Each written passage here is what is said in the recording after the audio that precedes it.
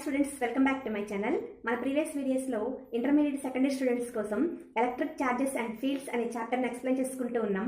అయితే మన ప్రీవియస్ వీడియోస్లో method of induction, method of కండక్షన్లో మనం ఒక న్యూట్రల్ బాడీని ఎలా చార్జ్డ్ బాడీగా మార్చాలో మనం నేర్చుకున్నాం కదా. సో ఈ రోజు వీడియోలో ప్రాపర్టీస్ ఆఫ్ చార్జెస్ గురించి మనం నేర్చుకుందాం. Okay students, today we are going to discuss the properties of a charge. So charged properties ఏంటి అంటే, so first of all most important property వచ్చేసి charge is invariant. So invariant అంటే meaning ఏంటమ్మా అంటే, దాన్ని మనం ఈ ఛార్జ్ని మనం ఎవరు కూడా క్రియేషన్ చేయలేరు, డిస్ట్రాయ్ చేయలేరు.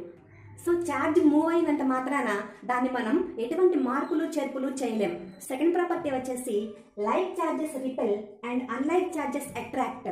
నిన్న మనం చెప్పుకున్నాం, పాజిటివ్ ఛార్జ్ ఏమవుతాయి, రిపల్షన్, వికర్షించుకుంటాయి, ఒకదాన్ని ఒకటి తోసుకుంటాయి. So positive charge, negative charge రెండు కూడా అట్రాక్షన్ అవుతాయి. సో మనం ఇండక్షన్లో కండక్షన్లో నిన్న మనం చూసాం కదా.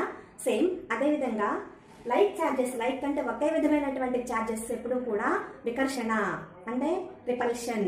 మరి ఒకటి పాజిటివ్ ఒకటి నెగిటివ్, అన్లైక్ ఛార్జెస్ ఏమవుతాయి, అట్రాక్ట్ అవుతాయి.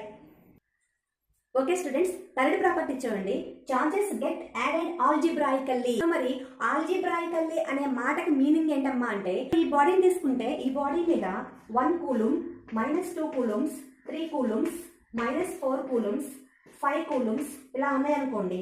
సో మనం ఈ ఛార్జెస్ అన్నిటినీ కూడా వాటి యొక్క సైన్స్ అంటే సింబల్ అంటే ప్లస్ మైనస్ ఉన్నాయి కదా, ప్లస్ మైనస్ అవి వాటిని యాడ్ చేసేటప్పుడు మనం సింబల్స్తో సహా మనం యాడ్ చేయాలి.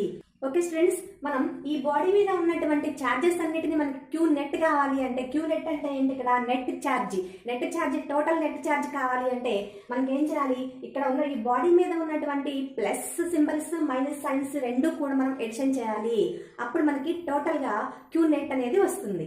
Okay students, next fourth property quantization of charge. So ఈ క్వాంటైజేషన్ ఆఫ్ ఛార్జ్ అంటే మనకు ఒక చిన్న ఫార్ములా ఉంది, Q = NE.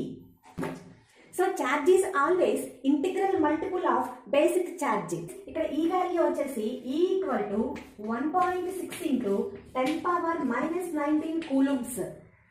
సో దీన్ని మనం సింపుల్గా చెప్పాలి అంటే, మొన్న ఒక ప్లాస్టిక్ స్కేల్ ఒక సిల్క్ క్లాత్ పెట్టి రబ్ చేశాం కదా, 2 బాడీస్ని మనం రబ్ చేసినప్పుడు ఫ్రిక్షన్ కలిగించినప్పుడు ఏమవుతుంది, ఒకటేమో పాజిటివ్లీ ఛార్జ్డ్ బాడీగా మారుతుంది, ఇంకోటేమో నెగిటివ్లీ ఛార్జ్డ్ బాడీగా మారుతుంది. ఇందులో మనం ఇలా ఫ్రిక్షన్ కలిగించి రబ్ చేసినప్పుడు మరి ఎలక్ట్రాన్స్ అనేవి షిఫ్ట్ అయ్యేటప్పుడు half electrons, 1/3 electrons, 1/4 electrons shift అవ్వటం అనేది జరుగుతుందా? జరగదు.